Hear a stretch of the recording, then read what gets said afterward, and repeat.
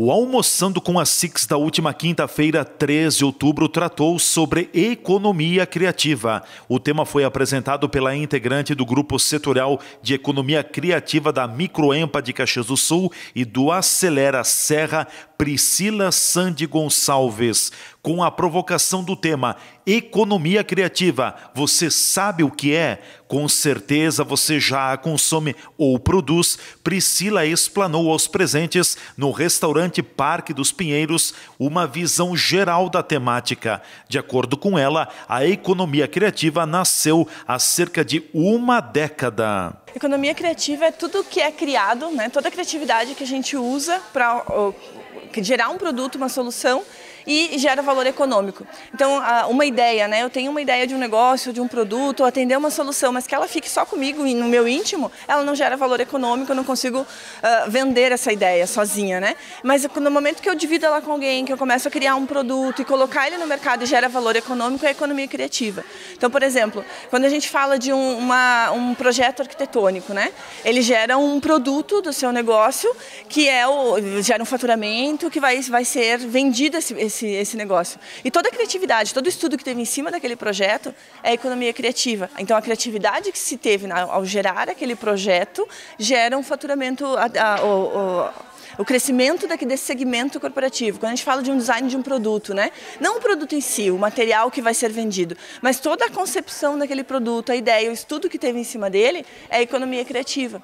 Quando a gente fala de tecnologia, um software, ele é um serviço, né? Então ele é mais difícil de mensurar.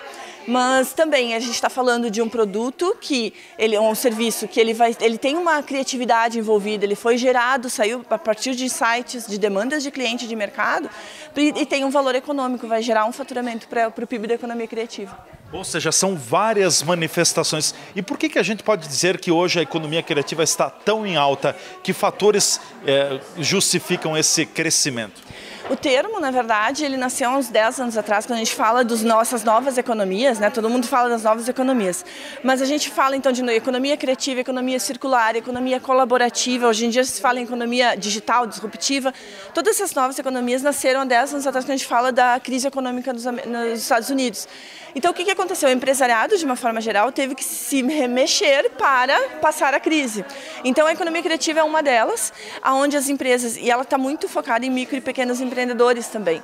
E isso vem muito também, vem muito forte nos últimos anos, todo o advento da MEI no Brasil, todo esse fomento de empreendedorismo que aconteceu, empresas saindo dos seus, né, as pessoas sendo desligadas de empresas de ano, de trabalho de anos, aonde, vou abrir o meu negócio. Se esse negócio ele tem a ver com a criatividade de algum produto, por exemplo, um artesanato, ou uma solução de tecnologia, uma solução de inovação, de biotecnologia, tem tantas áreas, né, dentro dos eixos de economia criativa, ele vem sendo fomentado ao longo desses últimos anos também por causa dessas últimas crises que a gente vem vivendo. Então, o microempreendedor cresceu muito e a formalização desses profissionais também vem crescendo e o uso do nome e também o faturamento da economia criativa. Daqui a pouco muitas pessoas estão envolvidas com a economia criativa, mas nem percebem esse envolvimento. Exatamente. Então, até o tema da palestra é esse, né? Você já produz ou consome, mas não sabe. Então, quando a gente fala de tecnologia, quem não consome tecnologia hoje em dia?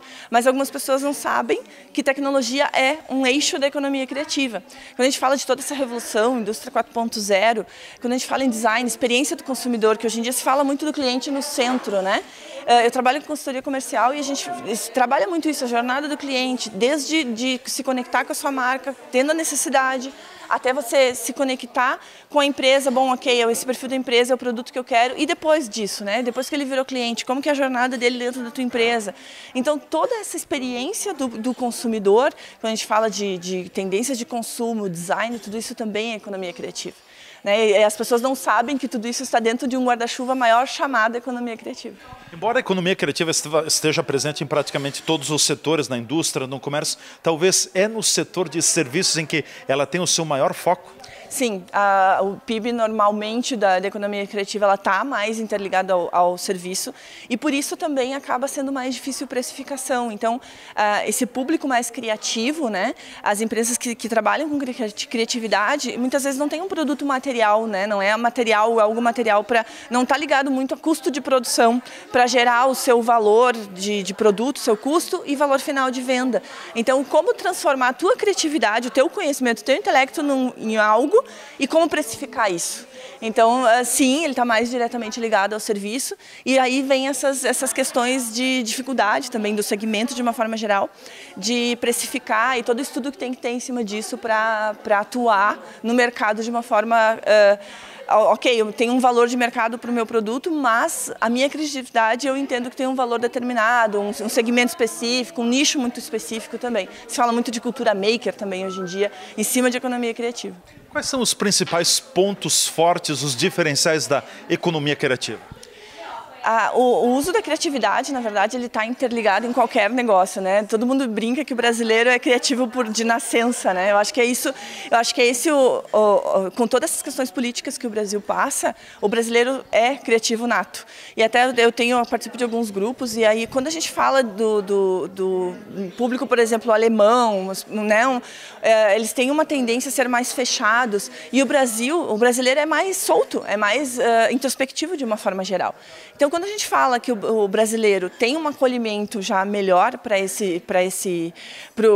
a criatividade, ele tem que se virar, né? Literalmente, o brasileiro, da forma que acontece a política no Brasil, muitas vezes o empreendedor tem que se virar realmente, né? E criar outras alternativas, outros públicos, outros mercados. Então, ele fomenta toda essa não estou conseguindo dessa forma, eu vou pensar de outra e essa criatividade vai levando a novos negócios, novas soluções e é uma das grandes pulos assim, de economia criativa no Brasil. Para concluirmos, a Microempa em Caxias do Sul também oferece suporte, orientação no que tange a economia criativa? Nós somos um grupo, então, setorial, são várias empresas dentro de eixos de economia criativa. E sim, a gente pode acolher algumas empresas entendendo o segmento dela e fazer algum aconselhamento dentro de alguns eixos, a gente trabalha com eles. Mas a própria Universidade de Caxias do Sul, que é nossa parceira no Fórum de Economia Criativa, que vai estar acontecendo agora dia 4 e 5 de outubro no Campus 8, já nos acionou para pensar em algo sobre isso, porque essas empresas criativas têm algumas dificuldades de gestão de empresa, né?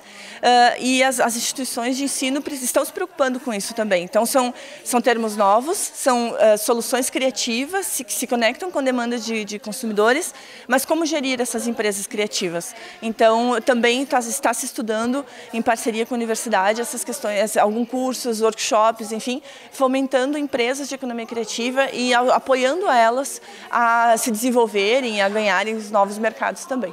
O próximo Almoçando com a Six acontecerá na quinta-feira, dia 10 de outubro, e terá como tema Mente Saudável e Produtiva. TV Serra na Comunidade. Repórter Leandro Adamati.